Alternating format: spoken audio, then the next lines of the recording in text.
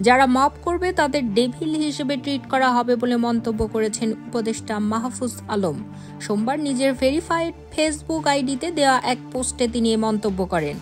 উপদেষ্টা বলেন, অভ্যুত্থানের পক্ষে হলে মব করা বন্ধ করেন, আর যদি মব করেন তাহলে আপনাদেরও ডেভিল হিসেবে ট্রিট করা হবে।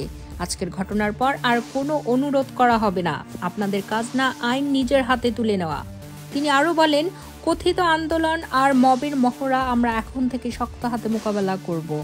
রাষ্ট্রকে অকার্যকর এবং ব্যর্থ প্রমাণের চেষ্টা করা হলে এক বিন্দু ছাড় দেয়া হবে না। মাহফুজ আলম বলেন, তৌহিদি জনতা, আপনারা ১.৫ দশক পরে শান্তিতে ধর্ম ও সংস্কৃতি পালনের সুযোগ পেয়েছেন। আপনাদের আহমকি কিংবা উগ্রতা আপনাদের সে শান্তি বিনষ্টের কারণ হতে যাচ্ছে। সবার উদ্দেশ্যে তিনি বলেন, জুলুম করা থেকে বিরত থাকেন, নইলে আপনাদের উপর জুলুম অবধারিত হবে। জুলুম করবেন না, জুলুমের শিকারও হবেন না, এটাই আপনাদের কাছে শেষ অনুরোধ।